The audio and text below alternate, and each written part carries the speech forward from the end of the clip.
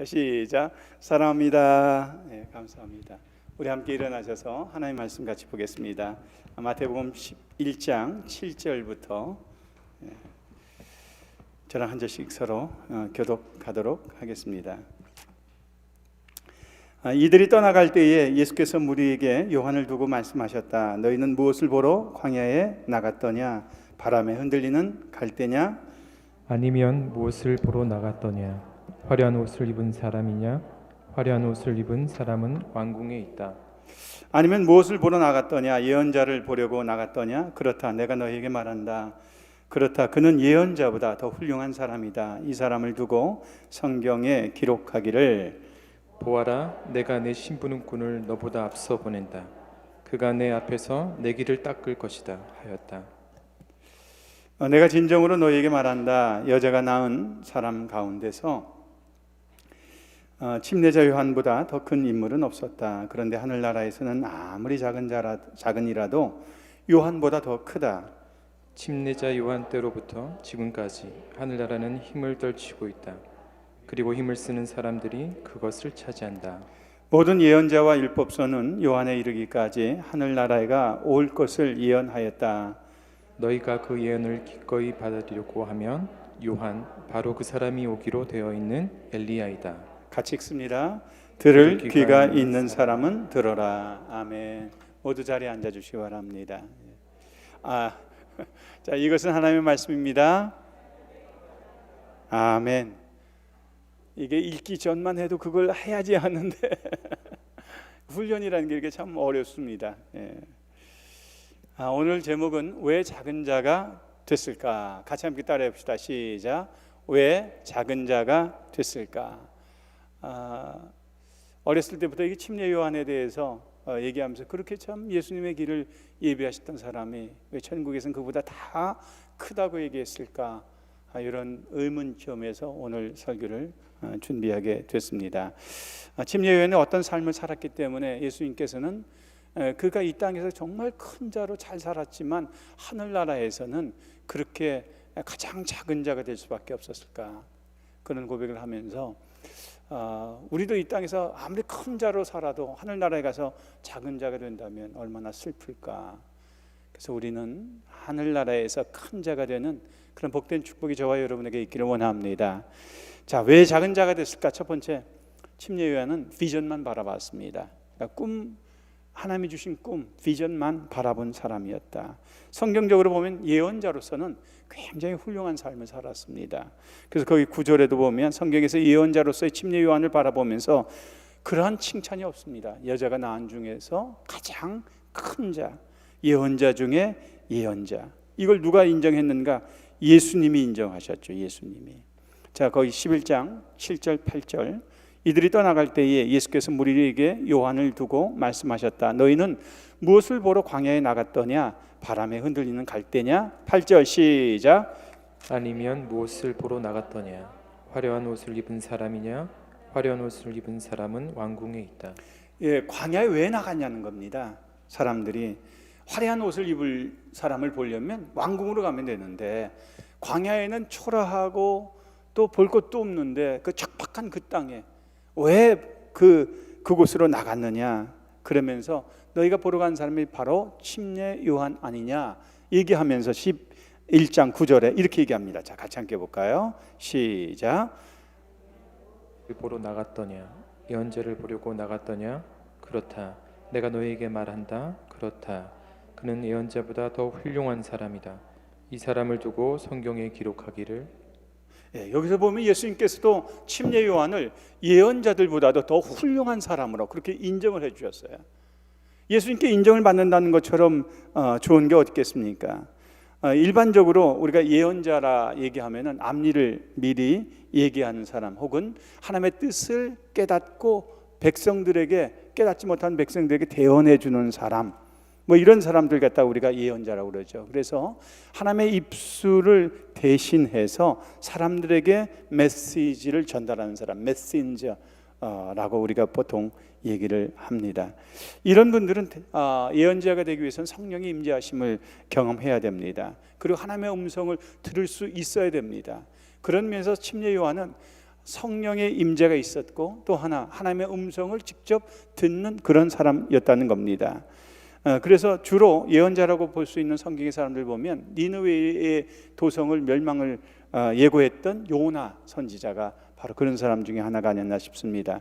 또 이스라엘의 그 멸망을 안타까워해서 눈물로 선포했던 예레미야 선지자, 이런 분들을 우리가 예언자라고 얘기하고 있죠. 그런가 하면 다윗의 잘못을 따끔하게 지적해 줬던 나단 선지자, 이런 분들이 곧 하나님의 음성을 듣고 예언자로서의 사명을 잘 감당했던 사람이죠. 근데 이 침례 요한은 태어날 때부터 예언자로서 아주 특별한 그러한 환경 가운데 태어났습니다. 잘 아시는 것처럼 그의 아버지는 사가랴였고 그의 어머니는 엘리사벳이었는데 예수님보다도 6개월 먼저 태어난 것이죠. 그런데 엘리사벳은 아이를 갖지 못한다고 했습니다. 나이가 너무 많이 먹어서. 근데 사가랴가 성전에서 일을 할 때 그때 하나님께서 그의 태문을 열으시고 아이를 주신 거죠. 그래서 예수님보다 6개월 먼저 이 땅에 태어나서 그 뒤로부터 어디에서 자랐는가? 광야에서 자랐습니다. 누가복음 1장 80절에 보면 같이 함께 읽어볼까요? 자, 시작. 아기는 자라서 심령이 굳세어졌다. 그는 이스라엘 백성 앞에 나타나는 날까지 광야에서 살았다. 참 태어나자마자 자기가 예언자라는 그런 신분을 갖고 태어났고 그의 사명을 분명히 깨닫고 그는 자랐습니다. 광야에서 자랐어요. 그 마태복음 3장 4절에 보면 요한이 어떤 옷을 입었냐? 낙타 털옷을 입고 자랐다. 그렇게 얘기합니다. 같이 함께 볼까요? 마태복음 3장 4절. 자, 같이 함께 읽습니다. 요한은 시작. 요한은 낙타 털옷을 입고 안 나오는군요. 나와야 되는데. 요한은 낙타 털옷을 입고 허리에는 가죽띠를 띄었다. 그의 식물은 메뚜기와 들꿀이었다. 이렇게 석청이었다. 그렇게 얘기하고 있습니다. 광야에서 살면서 꿀을 먹고 또 이 메뚜기를 먹고 그러면서 낙타 털옷을 입고 그러고 살았어요. 그랬더니 어떤 분이 그러더라고요. 침례 요한은 부자였다. 왜? 그때부터 벌써 무스탕을 입고 살지 않았느냐고. 근데 여러분, 광야에서 더울 때 그거 입고 산다는 게 얼마나 검소하게 살았으면 그렇게 살았겠습니까? 그런데 광야에서 그의 사역은 뭐였냐? 두 가지였습니다. 하나는 백성들에게 죄를 깨닫게 하는 일이었습니다. 또 한 가지 일은 주의 길을 예비하는 것, 이게 바로 침례 요한이 해야 될 일이었습니다. 자, 마태복음 3장 1절부터 3절까지 저랑 같이 함께 읽어보시면, 자, 1절, 그 무렵에 침례 요한이 나타나서 유대 광야에서 선포하여, 2절 시작, 말하기를 회개하여라, 하늘나라가 가까이 왔다 하였다. 3절, 이 사람을 두고 예언자 이사야는 이렇게 말하였다. 광야에서 외치는 이의 소리가 있다. 너희는 주님의 길을 예비하고 그의 길을 곧게 하여라. 11장 10절에서도 오늘 읽었던 부분이죠. 같이 함께 읽어볼까요? 자, 시작. 보아라, 내가 내 심부름꾼을 너보다 앞서 보낸다. 그가 내 앞에서 내 길을 닦을 것이다 하였다. 즉 주님의 길을 뭐 하는 사람이다? 예비하는 사람이다. 그 길을 편히 갈 수 있도록 예비해 주는 사람. 그래서 침례 요한이 했던 일은 광야에서 말씀을 외치면 사람들이 죄를 깨닫고 회개하고, 그리고 그 회개의 침례를 베풀어서 사람들도 하여금 주님 앞에 돌아오도록 예비하는 길을 준비한 사람, 바로 그 사람이 침례 요한이었다. 그렇게 얘기하고 있습니다. 근데 그의 문제는 뭐였을까요? 예수님의 길을 잘 예비하고 또 예수님에 대해서도 제일 먼저 인정한 사람이 바로 이 침례 요한이었습니다. 그런데 자기가 해야 될 비전을 분명히 품었지만 그는 그 비전을 이루기 위해서는 아무런 행동을 하지 않았어요. 비전만 바라보고 살아간 겁니다. 왜? 그가 마지막 순간에 뭐라고 합니까? 예수님에 대해서 의심하죠. 누가복음 7장 20절 말씀입니다. 같이 함께 읽어볼까요? 자, 시작. 그 사람들이 예수께 와서 말하였다. 침례자 요한이 우리를 선생님께로 보내어 선생님이 오실 그분입니까? 그렇지 않으면 우리가 다른 분을 기다려야 합니까? 하고 물어보라고 하였습니다. 저는 참 제일 마음이 아픈 것이 뭐였냐면 이 침례 요한은 예수님에 대해서 제일 먼저 하나님의 어린 양이라고도 인정을 했고 또 그분이 메시아라는 것도 알았고 기적과 능력을 나타내는 것도 다 알았어요. 그런데 문제는 뭘까요? 믿질 않았다는 겁니다. 의심했다는 겁니다.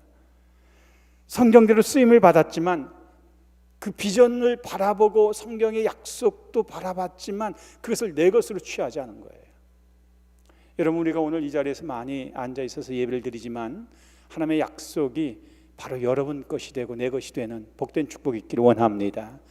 맨날 이곳에 와서 앉아서 예배 드리면서 말씀만 듣고 알기만 하고 지적으로 그치는 인생이 저는 이 침례 요한과 같은 인생이다, 그렇게 생각해 볼 수 있지 않을까 싶습니다. 성경대로 쓰임 받았지만 마지막 순간에 그것을 내 것으로 하지 못하고 그것만 바라보고 살아간 어리석은 사람. 여러분, 성경은 약속을 우리에게 해줄 뿐입니다. 그 약속을 이루는 방법이 뭐냐? 믿음입니다. 내가 믿음으로 행함으로 그 약속을 내 것으로 열매를 만들어가는 것, 이것은 여러분 몫입니다. 침례 요한이 바로 그것을 못했다는 것이죠. 비전만 생각하다가 비전만 끝난 거예요. 여러분 비전이 있다면 그것을 약속을 믿고 한 발짝 내딛는 저와 여러분 될 수 있기를 원합니다. 기독 실업인으로 국민들의 존경을 많이 받았던 미국의 미다스 장로님이라는 분이 계십니다. 그는 한때 미국의 10대 재벌 중에 한 분이었다고 합니다. 한국 대학생 선교단체에 50만 달러를 기증도 했고 7억 달러를 들여서 선교재단을 설립하는 등 남을 돕는 일에 물질을 사용했던 사람입니다. 어느 날 기자가 이분에게 신앙과 인생의 성공 비결이 있다면 무엇이냐 이렇게 물어봤습니다. 그는 주저하지 않고 내게는 아주 간단한 5가지 신앙 철학이 있습니다. 첫째는 주일을 성수하는 겁니다. 두 번째는 온전한 11조를 드리는 겁니다. 세 번째는 하루의 첫 시간을 기도로 시작하는 겁니다. 네 번째는 내 가정의 주인을 예수님으로 모셔드리는 겁니다. 다섯 번째는 시간과 돈을 선한 사업에 사용하는 것입니다. 여러분, 하나님은 우리가, 여러분이, 제가 성공적인 인생을 살기를 원하고 계신 줄로 믿습니다. 하나님의 뜻에 순종하는 사람은 풍요로운 삶을 살 수가 있습니다. 그러나 비전만 품고 믿지 않고 그냥 비전만 바라보고 의심하고 될까 말까 믿음으로 살지 못했다면 여러분, 우리는 이 침례 요한과 같은 어리석은 실패하는 인생이 될 수밖에 없다는 겁니다. 침례 요한은 행동하는 믿음이 없었습니다. 이미 하나님께서 주시는 수많은 성경의 약속을 믿음으로 내 것으로 취하는 그런 자가 바로 성경의 약속과 같은 열매를 얻는, 간증이 있는 그런 삶을 살게 될 줄로 믿습니다. 그래서 오늘 우리는 약속을 행함으로 열매되는 삶을 사는 저와 여러분 되기를 원합니다. 이 미다스 장로님 5가지 그 삶의 신앙 원칙이 여러분 몇 가지나 좀 일치하고 있습니까? 그 가운데 아직 여러분 것을 취하지 못한 것이 있다면 내 것으로 좀 취해서 그런 삶을 쫓아갈 수 있는, 열매 맺는 그런 삶이 저와 여러분 되기를 주의 이름으로 축원합니다. 두 번째입니다. 자, 첫 번째는 뭐였습니까? 왜 작은 자가 됐을까? 비전만 바라봤다. 두 번째, 사역에서 실패했다는 겁니다. 다시 말하면 사명에서 실패했다는 겁니다. 아니, 예수님도 그렇게 훌륭한 자가 없다고 그랬는데 어떻게 사명에서 실패했다고 그럴까요? 이 침례요한의 장점은 하나 있습니다. 그건 뭘까요? 예수님은 제일 먼저 하나님의 어린 양이라는 것을 알아봤다는 겁니다. 자, 마태복음 11장 11절입니다. 같이 함께 읽습니다. 시작. 내가 진정으로 너희에게 말한다. 여자가 낳은 사람 가운데 침례자 요한보다 더 큰 인물은 없었다. 그런데 하늘나라에서는 아무리 작은 자라도 요한보다 더 크다.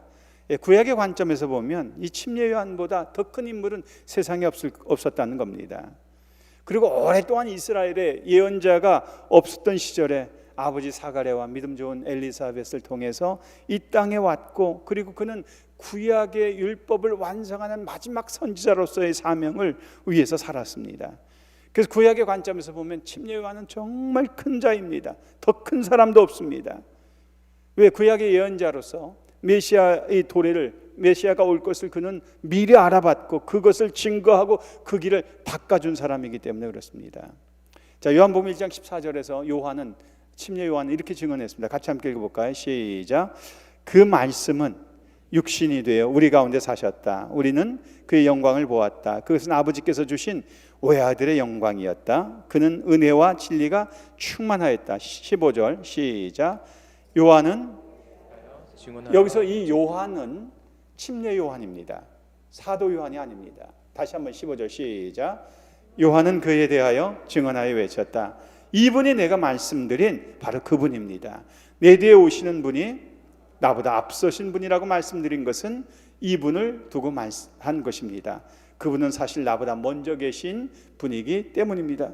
그러니까 침례 요한은 예수님을 보면서 예수님이 창세 이전부터 있었다는 것을, 자기보다 훨씬 이전부터 있었다는 것을 인정을 했어요. 근데 사실 세상적으로 보면 침례 요한은 예수님보다 6개월이나 빨리 왔거든요.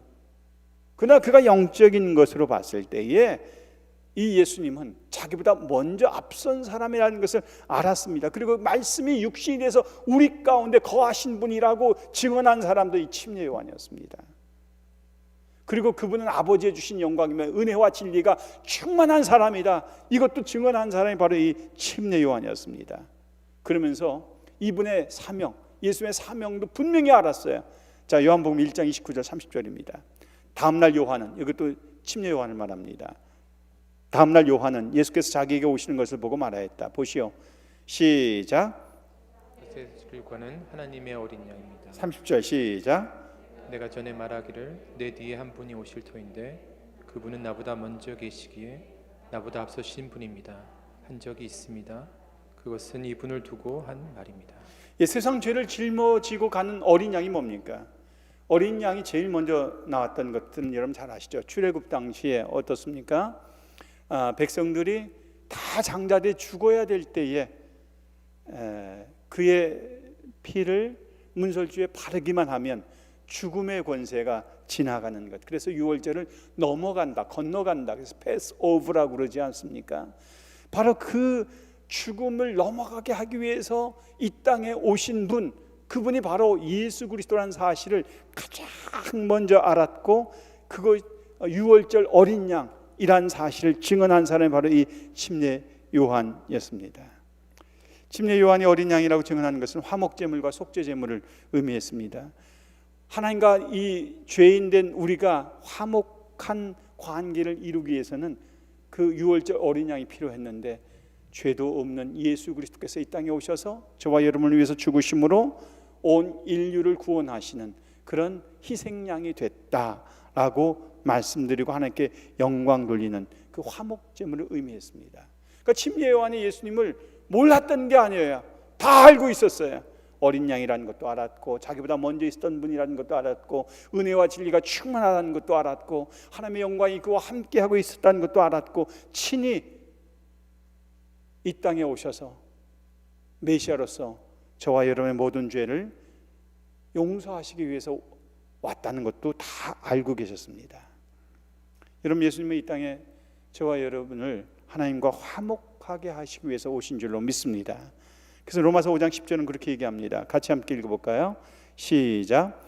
우리가 하나님의 원수일 때에도 하나님의 아들의 죽으심으로 말미암아 하나님과 화해가 되었다면 화해한 우리가 하나님의 생명으로 구원을 얻으리라는 것은 더욱더 확실한 일입니다. 여러분, 우리는 예수 그리스도로 말미암아 하나님과 화목하게 되고 생명을 얻게 되는 줄로 믿습니다. 분명히 알았지만 무엇일까요? 그가 침례 요한이 실패한 것 중에 하나는 사명에 실패했다는 겁니다. 사명이 뭐였을까요? 자, 요한복음 1장 6절 7절에 침례 요한의 사명을 성경은 이렇게 얘기합니다. 6절, 하나님께서 보내신 사람이 있었다. 그 이름은 요한이었다. 7절 시작. 그 사람은 그 빛을 증언하러 왔으니 자기를 통하여 모든 사람을 믿게 하려는 것이었다. 이거였습니다. 그러니까 침례 요한을 만나면 예수님을 누구인지 메시아로서 믿게 하는 통로가 곧 누구였다? 침례 요한이었어요. 그 예수님과 연결시켜주는 역할, 예수님을 잘 알 수 있도록 그 빛에 대해서 증언하고 모든 사람들이 예수님을 알 수 있도록 믿을 수 있도록 징검다리 역할을 해주는 것이 침례 요한의 사명이었습니다. 그를 메시아로, 또 그를 하나님의 어린 양으로. 그런데 감옥에 있으면서 그는 마지막 순간에 흔들렸던 것 같아요. 예수님을 믿지 못했던 겁니다. 오히려 제자들에게 의심하게 만들었고 정작 자신도 의심함으로 믿지 못했던 거죠. 하나님 나라에서 가장 작은 자가 됐던 이유 중에 하나는 그는 믿음의 사역을 이루지 못한 겁니다. 완수하지 못한 거죠. 반쪽짜리 사역밖에 못한 거예요. 그는 분명히 알았어요.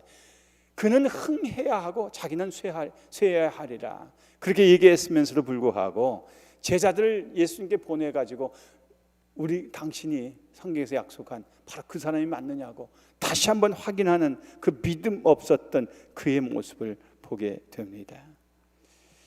여러분, 우리는 우리에게 맡겨준 사역 끝까지 잘 감당할 수 있는 복된 믿음이 있기를 원합니다. 침례 요한처럼 반쪽짜리 사역으로 완성하지 않기를 원합니다. 여러분, 데이비드 리빙스턴은 1813년에 스코틀랜드의 한 가난한 가정에서 태어났습니다. 10살부터 공장에서 일을 하지 않으면 안 됐다고 그럽니다.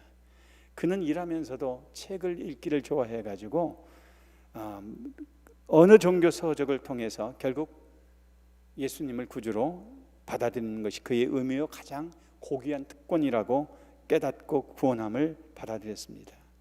그리고 그 자신을 전적으로 헌신해서 잘 아시는 것처럼 미지의 아프리카에 건너가서 33년 동안 복음을 전하고 의술을 전하고 탐험가로서의 또 사명을, 선교 사역을 감당했고, 말라위라는 나라에서 조그만 오두막에서 결국은 그는 조용히 주님의 부르심을 받았습니다. 반면에 형은 캐나다로 건너가서 사업에 크게 성공하여 부자가 되었지만 무덤 비문에는 오직 이렇게 적혀져 있다고 합니다. 아프리카 선교사 데이비드 리빙스턴 형의 무덤.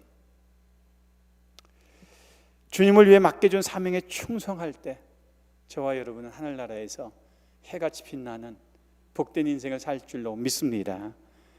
이 땅에서 이름도 없이 빛도 없이 충성하다가 하늘나라에서 해같이 빛나는 삶이 저의 삶이 되기를 원하고 여러분의 삶이 되기를 주의 이름으로 축원합니다. 그래서 세상에서는 잘 몰라준다 할지라도 주님이 나를 보고 참 잘했다, 착하고 충성스러운 종아, 그렇게 불러주신다면, 물론 천국에 가면 아래 위가 없습니다. 높고 낮음이 없습니다. 왜? 그때는 우리가 다 동일한 하나님의 자녀로 설 것이기 때문입니다. 그러나 주님이 알아주시는 그런 성도, 그런 목사가 되기를 주의 이름으로 축원합니다. 그런 면에서 우리 끝까지 충성할 수 있기를 원합니다. 이 침례 요한이 바로 그걸 못한 겁니다. 반쪽은 잘했는데 사람들이 자기에게 회개하라고 외쳤을 때 수많은 사람들이 침례를 받고 회개하고 죄를 깨달았지만 자기를 통해서 예수님께 가까이 가도록 연결하는, 믿게 하는 그 사명을 못 감당한 것이 침례 요한의 두 번째 문제였습니다. 세 번째, 왜 그는 작은 자가 됐을까? 관계에서 실패했기 때문입니다. 함께 따라해 봅시다. 시작.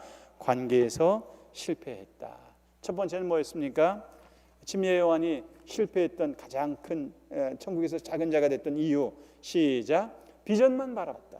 두 번째는 사역에서 실패했다. 세 번째는 관계에서 실패했기 때문이다.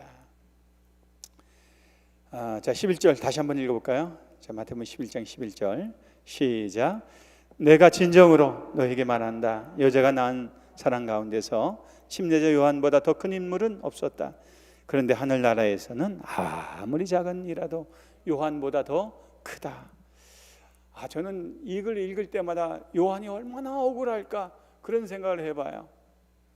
평생을 광야에서 살았어요. 메뚜기만 먹고 살았어요. 석청, 꿀을 먹고 살았어요. 옷도 낙타 털옷을 입고 살았어요. 얼마나 금욕적인 삶을 살았습니까? 그런데 이 땅에서 그렇게 금욕적인 삶을 살고도 천국에 가서 자기 분량이 없어요. 왜? 모두 침례 요한보다는 더 큰 자가 될 것이라고 주님은 말씀했어요. 왜 그랬을까요? 침례 요한이 관계에서 실패했기 때문입니다. 그 관계가 뭘까요? 요한복음 1장 11절 12절에서는 이렇게 얘기합니다. 그가 자기 땅에 오셨으나 그의 백성은 그를 시작 맞아 들이지 않았다. 12절 시작. 드린 사람들 곧 이름을 믿는 사람들에게는 하나님의 자녀가 되는 특권을 주셨다. 아멘. 우리가 주님을 구주로 영접하면 우리는 하나님의 자녀가 되는 줄로 믿습니다. 그래서 이제는 천국에 가면은 우리는 자녀됨의 권세를 가지고 가는 겁니다. 그러다 보니까 천국에서 제일 높은 사람이 누구예요? 자녀거든요. 왜? 아버지 하나님과 똑같은 권세를 갖고 있기 때문에. 할렐루야, 할렐루야. 근데 침례 요한은 바로 이 관계에서 실패한 거예요. 예수님을 마음속에 구주로 영접하지 못한 겁니다. 여러분, 아무리 부족하고 아무리 연약하고 아무리 모자라다 할지라도 관계에서 성공하면 승리하는 겁니다.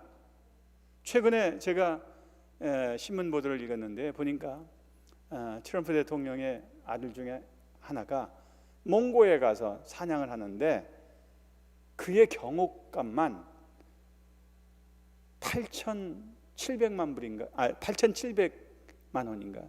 아무튼 굉장히 많은 돈을 썼다. 그렇게 나오더라고요. 근데 그렇게 돈을 많이 쓴 이유가 뭡니까? 딱 하나예요. 대통령의 아들이라는 이유 때문에 그를 보살펴주고 그를 보호해 준 겁니다.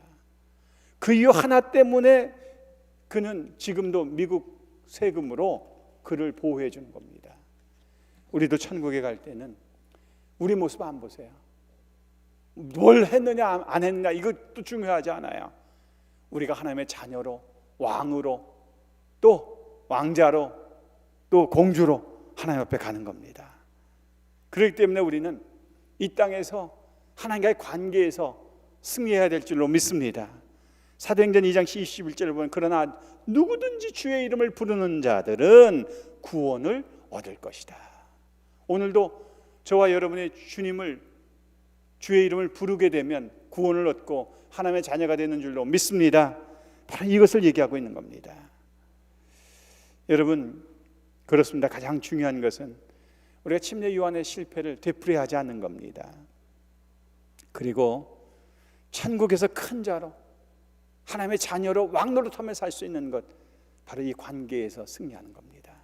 고린도후서 5장 17절 우리 예배 때마다 제가 암송하고 기도하지 않습니까? 같이 함께 읽어볼까요? 시작. 누구든지 그리스도 안에 있으면 그는 새로운 피조물입니다. 옛것은 지나갔습니다. 보십시오, 새 것이 되었습니다. 아멘. 예수님을 구주로 영접하는 순간 저와 여러분은 완전한 삶의 변화가 이루어집니다. 하나님의 자녀로 하늘의 가치를 두고 그렇게 살아가는 것이죠. 삶이 변화될 뿐만 아니라 신분의 변화까지 이루어집니다. 어떻게? 죄인에서 하나님의 자녀라는 그런 신분으로 온전한 변화가 이루어지는 겁니다. 그래서 우리를 새로운 피조물이다, 그렇게 얘기하고 있는 겁니다. 윌리엄 보덴이라는 분이 계셨어요. 1904년에 시카고에서 고등학교를 졸업했는데 이분은 부모님이 큰 낙농장을 하고 있어서 법적 상송이 돼서 이미 그때에 백만장자였다고 합니다. 그의 부모는 그에게 세계 일주를 보내주었습니다. 그는 아시아, 중동 그리고 유럽을 여행한 동안에 고통받는 사람들을 직접 눈으로 보고는 마음에 큰 짐을 지게 됐습니다. 그래서 집으로 보내는 편지에다가 나는 일생을 전도 사업과 그 일에 대한 준비에 바치겠습니다, 이렇게 썼다고 합니다. 그가 이런 결심을 했을 때 성경 뒷표지에는 내가 이 일을 지체할 수 없다, no reserve라는 글을 썼다고 합니다. 예일 대학을 졸업하면서 좋은 보수가 보장된 일자리를 거절하고 그는 성경 뒷장에 이번에는 더 이상 후퇴는 없다, no retreat, 이렇게 썼다고 합니다. 프린스턴 신학교에서 공부를 마치고 중국에 있는 회교들을 전도하기 위해서 항해하던 중에 선교 준비를 위해서 우선 이집트에 들렸습니다. 이곳에서 그는 뇌망염에 걸립니다. 한 달도 못 되어 사망했습니다. 그러니까 선교도 못 해보고 이집트에서 죽고 만 겁니다. 사람들이 이렇게 말했을 겁니다. 하나님의 뜻이 아니었던 게야, 헛된 일을 했었군. 그런데 그의 성경 뒷장에는 위에 썼던 두 가지의 결심 밑에 하나가 더 써 있었다고 합니다. No regret, 더 이상 후회는 없다. 여러분, 하나님의 자녀들은 영생을 위해서 살아가는 자인 줄로 믿습니다. 이 땅에서 잊혀진 자로 살면서 그러나 우리는 영원한 천국을 바라보며 빛과 영생, 빛된 그 영생의 삶을 바라보며 하나님의 자녀로 왕노릇할 것을 꿈꾸며 이 땅을 나그네처럼 살아가는 줄로 믿습니다. 그렇다면 우리도 이 땅을 살면서 이 관계, 하나님의 자녀로 천국 가는 이 놀라운 특권을 날마다 회복하고 그 나라를 위해서 살아가게 될 때 우리는 이 땅에서 비록 작으나 천국에서 큰 자가 될 줄로 믿습니다. 이 땅에서 큰 자가 되고 천국에서 작은 자가 아니라 영생에서 큰 자가 되어지는 복된 축복이 저와 여러분의 있기를 주의 이름으로 축원합니다. 오늘 침례 요한은 왜 작은 자가 됐을까? 세 가지를 나눴습니다. 첫 번째, 비전만 바라봤기 때문이다. 두 번째는 사역에서 실패했기 때문이다. 세 번째는 관계에서 실패했기 때문이다. 우리 함께 기도하겠습니다. 우리 한 1분 정도